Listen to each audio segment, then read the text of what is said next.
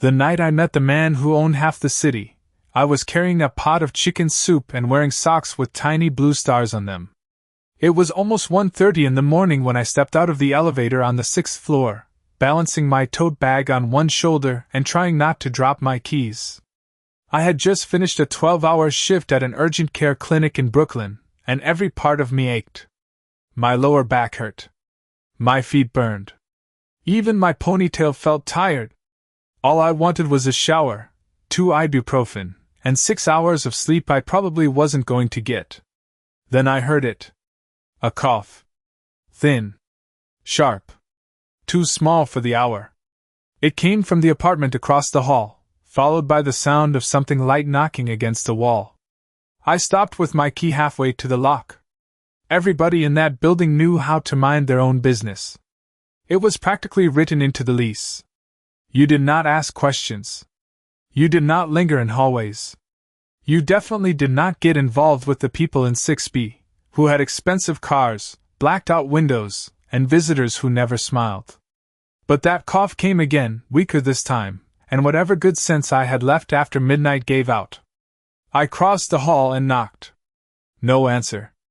I knocked again, softer. Hey, I called, trying to sound calm instead of concerned. Everything okay in there? There was a pause, then the quiet scrape of a lock turning. The door opened maybe 4 inches. A little boy stood there in dinosaur pajamas, one hand gripping the edge of the door like it was the only thing keeping him upright. He couldn't have been more than 6. His cheeks were flush bright pink, his dark hair was damp against his forehead, and his eyes looked glassy with fever. My nanny left. He whispered. That was it. No dramatic music. No warning from the universe. Just 4 words from a sick kid standing barefoot on hardwood floors. I pushed the door open gently and crouched in front of him. Okay, I said.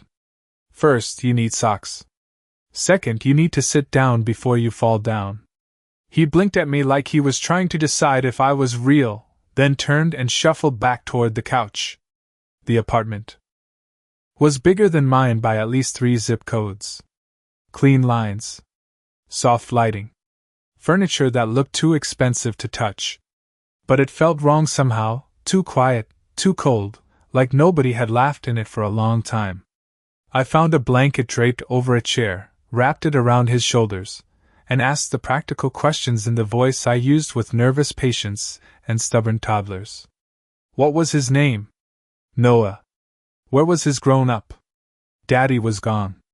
Did he have medicine? He shrugged. Did he eat dinner? Another shrug. His small hands trembled when he reached for the blanket, and that was all it took. I went back to my apartment, heated the soup I'd made on Sunday, grabbed the thermometer from my bathroom drawer, and returned before I could second-guess myself. Noah's fever was 102.4. High, but not panic high. I found children's acetaminophen in a cabinet after checking the label twice, then sat on the edge of the couch and held the bowl while he took careful little bites. The hallway outside stayed silent. The city beyond the windows kept glowing. And somewhere between the second spoonful and the way his eyelids started to droop, I had the strangest feeling that by morning, my life was not going to belong to me in quite the same way anymore. Noah fell asleep with his hand wrapped around 2 of my fingers like he thought I might disappear if he let go. I stayed there longer than I meant to, half sitting on the edge of the couch, half leaning toward him every time his breathing changed. The fever medicine had started to work. Some of the color had faded from his cheeks, and the tight little line between his eyebrows had finally softened. In sleep, he looked younger. Smaller. Like whatever weight lived in that apartment had not reached him for a few hours. I checked the thermometer again at 3:12 in the morning. 100.1. Better. Not perfect, but better. I should have left then. Any reasonable person would have. I was a tired woman in borrowed silence, sitting in a stranger's apartment with an empty soup bowl on a glass coffee table, and a child who belonged to a life that clearly had nothing to do with mine. But reasonable had stopped driving this situation somewhere around the moment he opened the door in dinosaur pajamas. I found a notepad in the kitchen and wrote down the time of his medicine, his temperature, and a short note in neat block letters so nobody could mistake it for anything dramatic. Your son had a fever. I gave him children's acetaminophen at 2:40 in the morning. He ate some soup. His temperature is going down. If it goes back over 103, call a doctor immediately. My name is Claire. I live across the hall in 6A. I read the note twice before setting it beside a polished stainless steel coffee machine that probably cost more than my monthly grocery budget. Then I took one last look at Noah. He had rolled onto his side, one arm tucked under his cheek, breathing slow and even. I pulled the blanket a little higher over his shoulder and turned off the lamp beside the couch. The apartment changed immediately. Shadows stretched longer. The city lights outside the floor-to-ceiling windows looked cold enough to cut. I let myself out quietly and crossed the hall to my place, where my apartment greeted me with familiar chipped paint, a second-hand bookshelf, and the soft hum of the old refrigerator that froze lettuce if you looked at it wrong. I locked the door, set my bag on the floor, and leaned back against it for a second with my eyes closed. My body felt heavy in that deep, shaky way that comes after adrenaline leaves and exhaustion takes over. I told myself I would shower. I told myself I would text my boss that I might be 10 minutes late. I told myself a lot of things. What I actually did was sit down on the edge of my bed still wearing my scrubs and stare at the wall while the sky outside my window turned from black to charcoal gray. I must have dozed off sitting up, because the next sound came to me like part of a dream at first. A car door. Then another. Then the low murmur of men's voices in the hallway. My eyes snapped open. For one confused second, I forgot what night it was. Then I saw the faint smear of dawn at the edge of the blinds and remembered everything at once. The cough. The soup. Noah's hot forehead. The note on the counter. My heart started beating harder, not because I knew what was waiting outside, but because some instinct deep under my ribs had already figured it out. I stood, smoothed down the front of my wrinkled scrubs, and crossed my apartment in bare feet. The hallway looked different through the peephole. Sharper. Still. Expensive. Two men in dark suits stood near the elevator with the kind of posture that said they noticed everything and wasted words on nothing. Between them, closer to my door than either of them, was a tall man in a charcoal overcoat, his hands quiet at his sides, his face turned slightly toward the hall window where the first pale light of morning touched one hard cheekbone. Even through distorted glass, he looked composed in a way ordinary people never do. Not relaxed. Not nervous. Controlled. Like the building itself had been instructed to hold its breath until he decided otherwise. Then he turned his head, and I had the strange, impossible feeling that he knew I was standing there on the other side of the door. When the knock finally came, it was not loud. It did not need to be. For one suspended second, I just stood there with my hand on the doorknob, staring at the painted wood like it might explain what kind of man arrived before sunrise with 2 silent bodyguards and enough presence to make an entire hallway feel smaller. Then the knock came again, just as controlled as the first. Not impatient. Not aggressive. Certain. I opened the door 3 inches and met a pair of eyes so steady they made the morning light look restless. He was taller than I had expected, maybe 6'3", dark hair brushed back from a face that looked carved rather than born, every line of it composed with expensive restraint. His coat was charcoal. His dress shirt beneath it was white. No tie. No wasted motion. He did not look tired, which felt unnatural at that hour. He looked like dawn had shown up because he allowed it. Up close, there was nothing theatrical about him. That was the unsettling part. He did not need to announce power. It sat on him too naturally. Claire Bennett, he said, and hearing my full name in a stranger's voice made every nerve in my body sharpen. It was not a question. Yes. My own voice came out rough with lost sleep. His gaze flicked once over my wrinkled scrubs, the messy knot of my hair, my bare feet, and landed back on my face. My son is awake, he said. He is asking for you. Of all the things I expected to hear, that was not even in the top 50. I blinked at him. Your son. Noah. The name landed softly between us, but it changed everything. I looked past him toward the elevator, at the two men in dark suits who stood so still they might have been part of the architecture, then back at the man in front of me. You are his father. I am. There was no warmth in the statement, but there was something else underneath it. Fatigue, maybe? Strain held in place by discipline.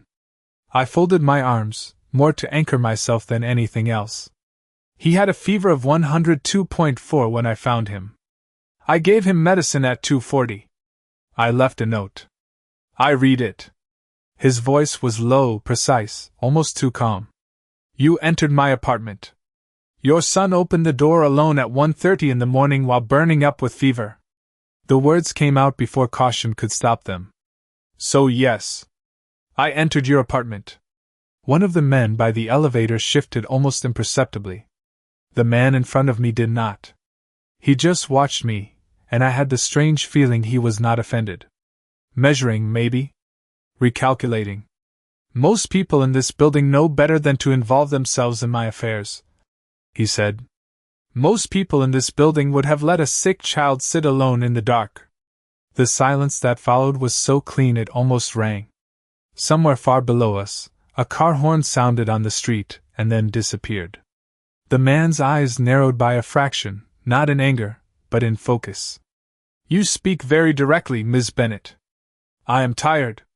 I can see that. For the first time, something like expression moved across his face. Not a smile. Nothing that easy. Just a flicker of private thought. Adrian Moretti, he said at last, as if names were currency, and he had decided I had earned a small amount of it. Then he stepped half an inch to the side, enough to clear the line of the hallway. Noah has refused water, medicine, and the pediatrician I had sent over. He says he will cooperate if you come back across the hall.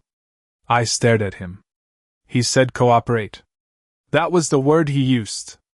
Despite everything, something almost laughable tried to rise in my chest and failed somewhere behind my ribs. I pressed my lips together. I need 5 minutes. Adrian inclined his head once. Take 10. Then, after the briefest pause, his gaze held mine with unnerving steadiness. And Claire.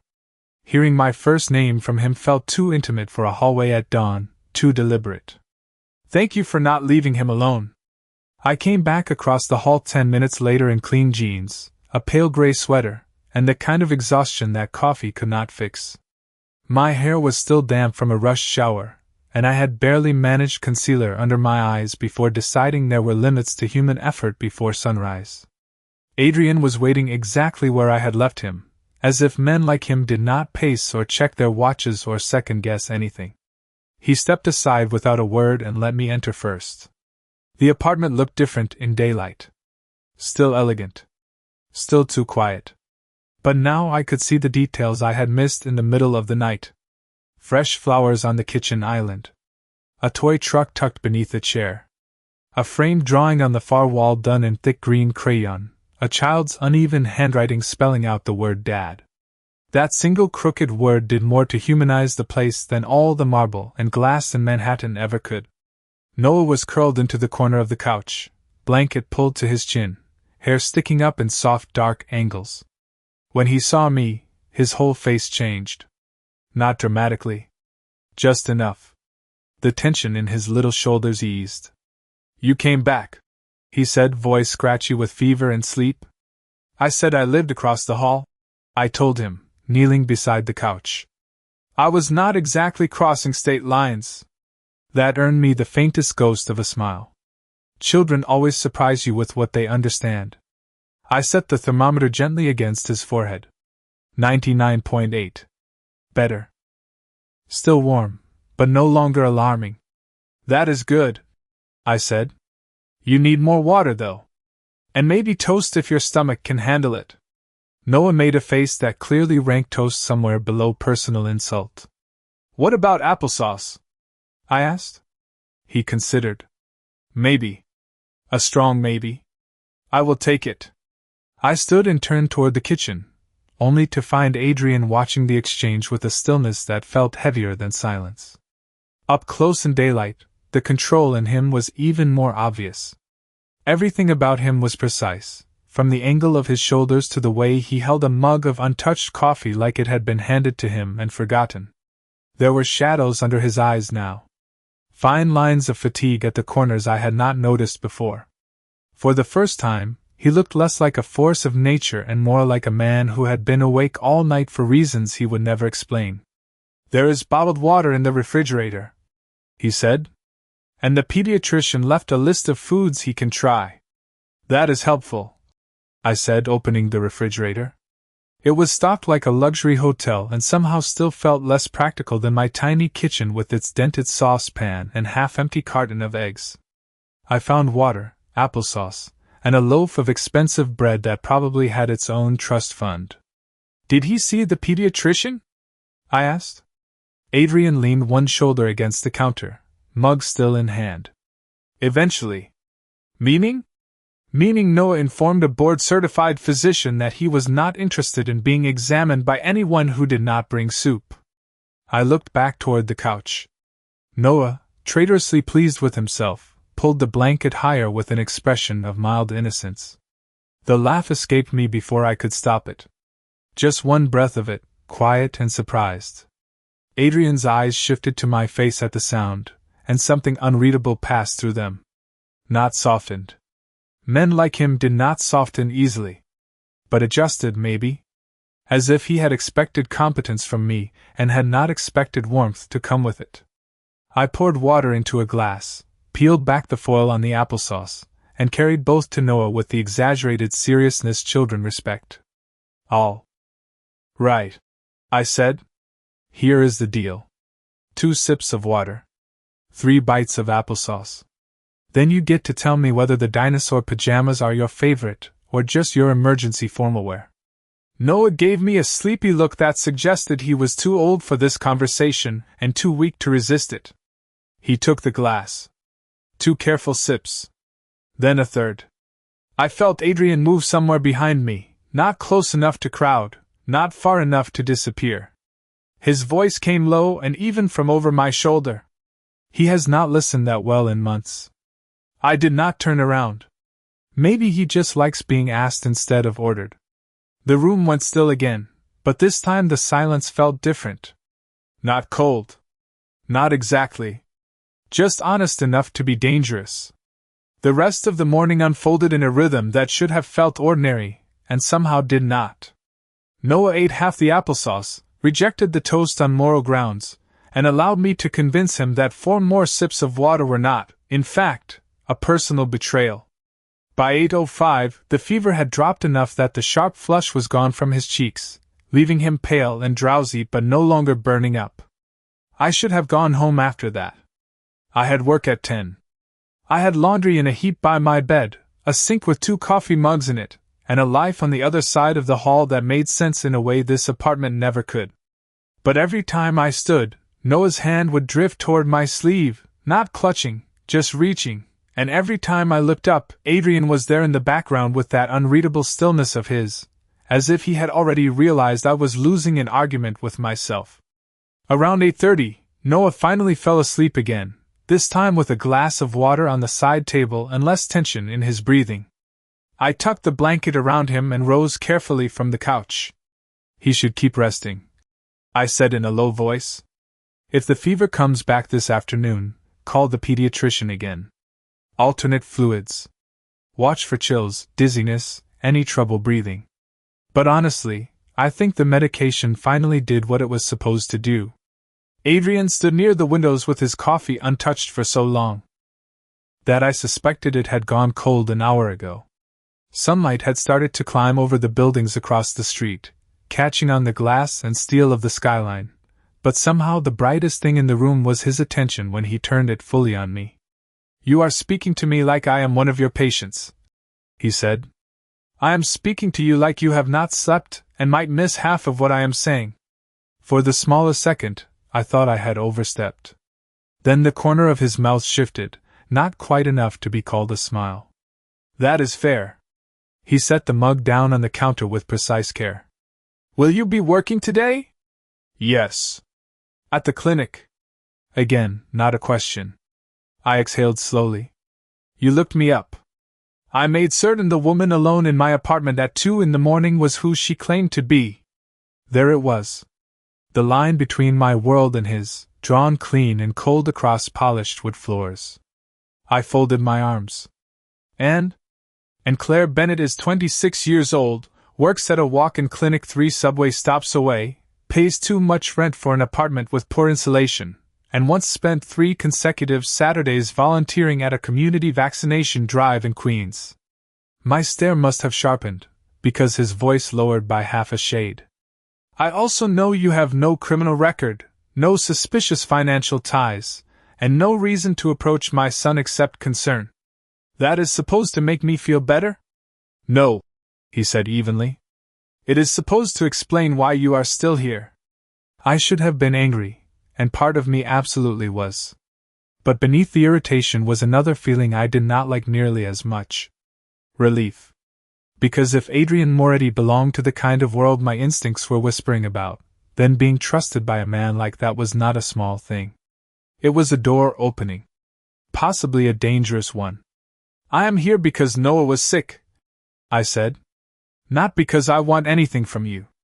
His gaze did not move from mine. That, he said quietly, is exactly why I noticed you. The room went still again. Not dramatic stillness. Not movie silence.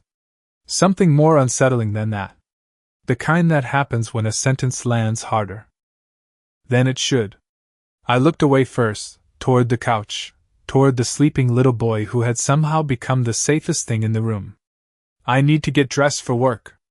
Of course. Adrian stepped aside from the counter, giving me space as if he understood that space was the only reason I had not bolted already. I moved toward the door, but before I could reach it, his voice stopped me. Claire. I turned. Noah will ask for you when he wakes up. I held my hand on the brass handle and tried to keep my tone practical. Then tell him I live across the hall.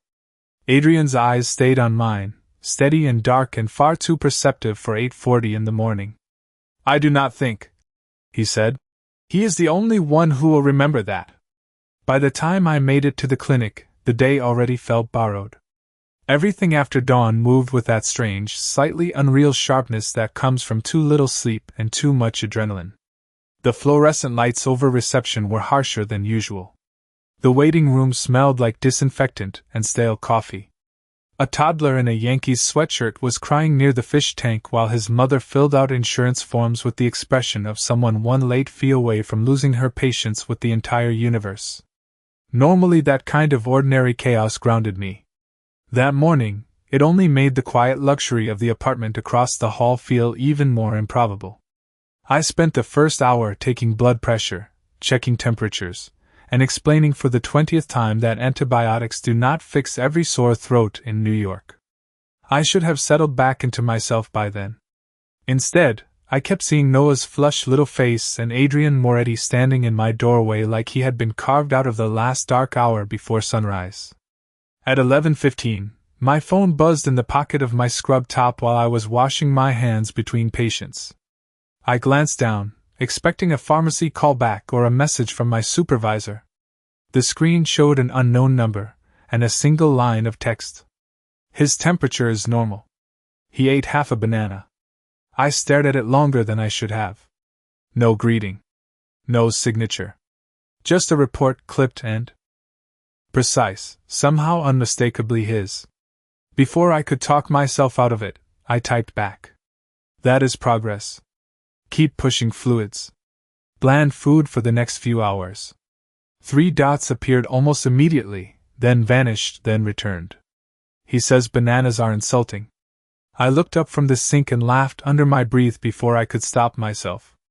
Everything okay? Mia asked from the next station over, snapping on a pair of gloves. She was a physician assistant with 2 cats, perfect eyeliner, and an almost supernatural ability to detect when something was off with me. Fine, I said too quickly. Just a stubborn patient. The worst kind. She raised an eyebrow but let it go. I slipped the phone back into my pocket and told myself not to answer again. I lasted 14 minutes. Try applesauce. Or crackers. Children trust beige food for some reason. His reply came while I was checking a college student's swollen ankle. He will only eat the applesauce if I use the same spoon you did. My hand paused for half a second over the chart. That small sentence should not have done anything to me. It was about a spoon. A child's preference. Nothing more. But there was something in the way Adrian relayed it. No embellishment. No manipulation. Just fact, delivered with the restrained bewilderment of a man who could command rooms full of adults and still could not negotiate with a 6-year-old over fruit puree. By the time my shift ended at 6, I had answered 3 more texts. One about whether Noah could have dry cereal. Yes. One about whether a lukewarm bath would help if the fever returned. Also yes. One, unexpectedly, that arrived without a question at all. He asked if you would be home tonight. I stood in the employee locker room with one shoe on and my sweater half over my head, staring at those words until the room blurred at the edges. It should have been simple. A child felt safer after a bad night. That was human. Normal. But simple was not the same as easy, and nothing about Adrian Moretti felt easy. I typed my answer carefully. Yes. Across the hall. A full minute passed before his reply came. Good. No extra words. Nothing soft. Nothing unnecessary. And yet I stood there with my hand wrapped around my phone like the single syllable had weight. Outside, the air had turned crisp with early evening cold, the kind that made steam rise from subway grates and turned every taxi light into a floating amber blur. I picked up soup ingredients on the way home without fully deciding to. Chicken broth. Carrots. Noodles. Saltines. Practical things. Neighbor things. Harmless things. But when I stepped out of the elevator onto the 6th floor and saw the quiet stretch of hallway waiting under warm recessed lights, I knew before I reached my own door that Harmless had already left the building. When I opened my apartment door that evening, the first thing I noticed was the smell of rosemary and simmering broth rising from the grocery bag in my hand. The second was that my hallway no longer felt like my hallway. It looked the same. Same runner rug. Same brushed brass sconces. Same faint hum from the old elevator at the far end. But there was a new camera mounted above the corner near the stairwell, sleek and black and definitely not there the day before. I stopped walking. Just for a second. Long enough for the back of my neck to tighten. Then Noah's door opened before I could decide whether to be annoyed or alarmed, and one of the suited men from that morning stepped out. "Ms. Bennett," he said with professional calm, "Mr. Moretti asked that you be told Noah is awake." I stared at him. "Did Mr. Moretti also ask you to redecorate the security system?" The man's expression did not move. "I would not know." Which, translated into human language, probably meant yes. I let out a breath through my nose and unlocked my door. My apartment suddenly felt smaller than usual, as if the walls had noticed too. I carried the groceries into the kitchen, set the broth on the counter, and stood there for a moment looking at my own reflection in the dark microwave door. 26. Tired. Smart enough to know this was how strange stories begin. Soft-hearted enough to ignore that fact if a little boy across the hall was asking for me. I changed into leggings and an oversized cream sweater, tied my hair back again, and carried a container of soup and a sleeve of saltines across the hall before I could rehearse a better decision. This time Adrian opened the door himself. No coat. No dress shoes. Just charcoal slacks, a black sweater, and the kind of restraint that somehow looked more dangerous dressed down. The absence of formality should have made him seem more human. It only made him harder to read. His gaze dropped briefly to the soup container in my hand, then returned to my face. "You brought more." "That is usually how soup works. It gets replaced after people eat it." Something almost imperceptible shifted in his expression. "Noah is in the den." I stepped inside and found Noah cross-legged on a wide couch under a blanket, looking dramatically healthier and mildly offended by the entire concept of illness. "You came back," he said, and this time there was no fever in the words. just certainty. I did, I said. And I brought dinner, because apparently bananas injured your feelings. That got a real smile out of him. Small, but unmistakable.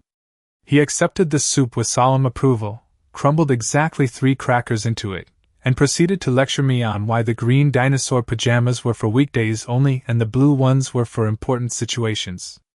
I listened like it was critical information. Children can always tell when you respect their rules.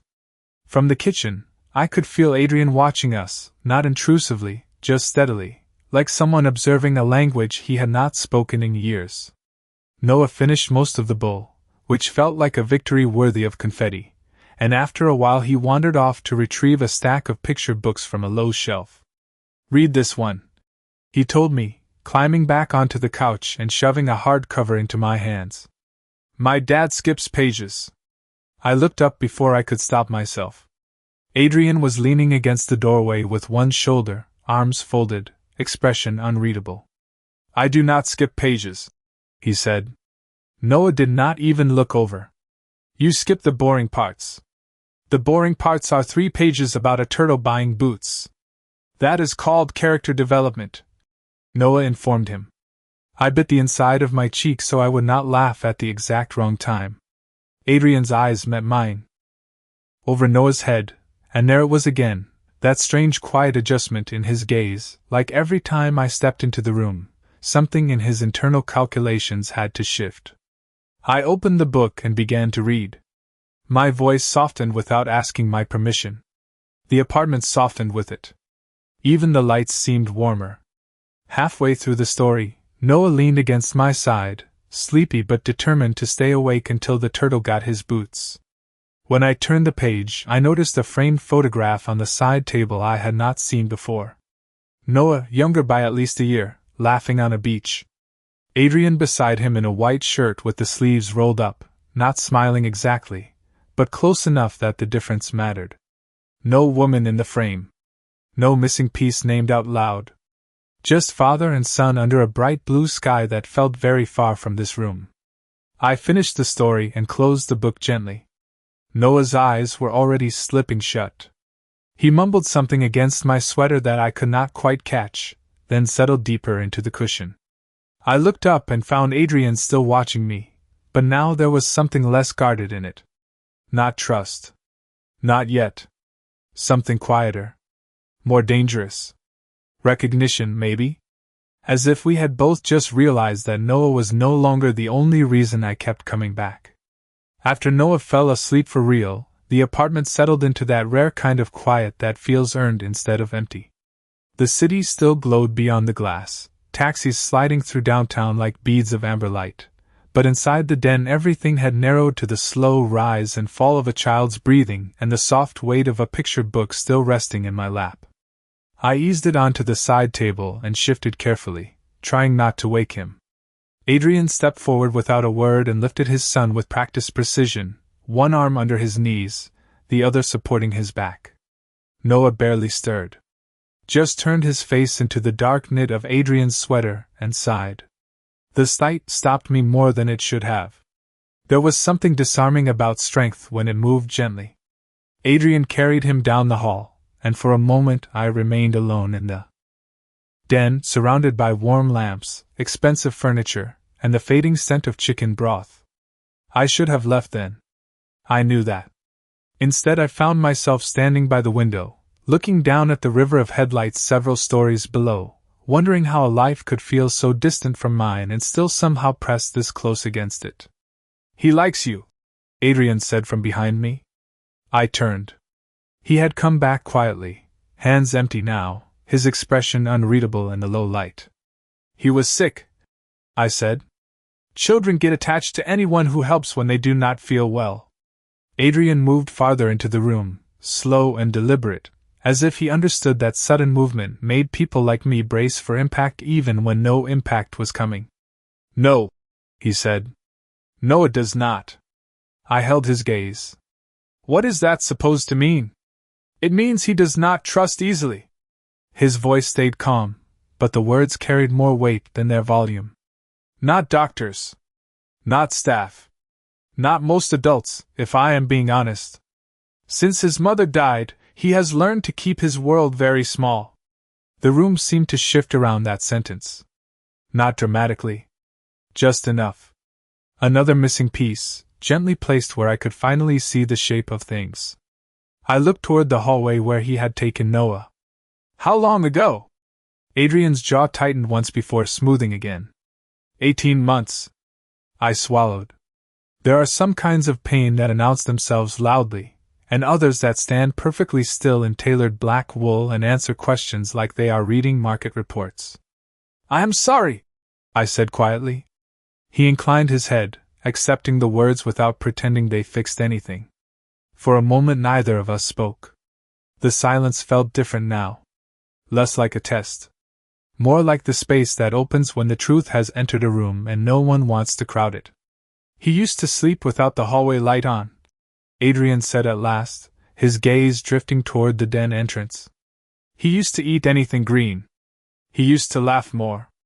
There it was again, that almost unbearable contrast between the man the city probably feared and the father standing in front of me cataloging what grief had taken from a 6-year-old boy. And you? I asked before I could decide whether it was allowed. Adrian looked back at me. I learned how useless power can be inside a child's bedroom. The answer landed softly, and still somehow stole the air from the room. I had no response that would not sound smaller than what he had just given me. So I did the only honest thing I could. He feels safe with you, I said. Adrian's eyes held mine, steady and dark. Not enough. Maybe not the way you want. I folded my arms loosely, more to ground myself than to defend anything. But he watched the hallway for you today. He listened for your footsteps. That matters. Something in Adrian's face shifted then, slight but unmistakable. Not because I had said something clever. Because I had said something true. He took one more step closer, close enough that his voice dropped, and the room seemed to narrow around it. Claire, he said, and my name in his mouth was becoming a problem I did not yet know how to solve. Do you have any idea what it means that he opened the door for you last night? I looked at him, at the controlled stillness, the shadows under his eyes, the impossible weight he carried like it was custom-tailored. I think, I said slowly, it means he was scared and I was there. Adrian studied me for a long second. Then, so quietly I almost missed it, he said, it means you were let into something no one has been able to reach since we lost her. For a moment, I forgot how to breathe. Not in the dramatic way people say it when they mean surprise. I mean literally forgot, standing there in that quiet room with the city burning gold beneath the windows and Adrian Moretti looking at me like I had accidentally stepped across a line no one had crossed in 18 months. There are certain kinds of honesty that do not feel gentle when they arrive. They feel precise. Like a hand reaching into the center of your chest and closing around something you had not meant to offer. I looked away first, because I had to. My gaze found the children's book on the side table, the empty soup bowl in the kitchen beyond, the reflection of lamplight on polished floors. Ordinary objects. Useful. Things. Things that made sense. I did not do anything extraordinary, I said, and even to my own ears the words sounded thinner than the truth. Adrian did not move. That is where you are wrong. I pressed my palms lightly against the back of the couch, grounding myself in fabric and wood and the practical reality of furniture. I gave a sick child soup. You stayed. His voice remained low, controlled, but there was something deeper underneath it now, something worn at the edges from too much restraint. Do you know how many people in my life are trained to solve problems quickly, efficiently, flawlessly? I looked back at him. I am starting to get the impression the number is high. A faint shift touched his mouth, gone almost before it formed. Very high. He held my gaze. And yet none of them sat on that couch at 2 in the morning and convinced my son that applesauce was a reasonable compromise with the universe. Despite everything, a small laugh escaped me. It surprised both of us. The sound seemed to loosen something in the room. Not entirely. Just enough. Adrian glanced toward the hallway, toward the place where Noah slept, then back to me. He asked for you before he fell asleep, he said. What did he say? He asked if the soup neighbor would still be here when he woke up tomorrow. The tenderness of that nearly undid me. I swallowed hard and looked toward the window because it was easier than letting him see what moved across my face. You can tell him I live across the hall, I said quietly. That is close enough for 6-year-old logic. And for yours? The question landed softly, but nothing about it felt casual. I turned back to him slowly. He was standing closer now, though I had not seen him move. Not close enough to crowd me. Just near enough that I could catch the clean scent of soap and dark wool and something else I was beginning to associate only with him, something steady and expensive and entirely too easy to remember. I am not part of your world, Adrian. Saying his name aloud changed the air between us in a way I was not prepared for. His eyes sharpened, not in warning, but in attention. No, he said. You are not. The agreement should have relieved me. Instead, it felt like standing on the edge of something and realizing the drop was deeper than it looked. Then this needs to stay simple, I said. Noah was sick. I helped. He is getting better. That is all. Adrian watched me for a long moment, and I had the unnerving sense that he could hear every frightened little contradiction my heartbeat was trying to hide. You are trying very hard, he said at last, to make this smaller than it is. And you are used to making things larger than they need to be. Another pause. Then, unexpectedly, he inclined his head as if I had scored a point he was willing to acknowledge. Also fair. The corner of my mouth almost moved.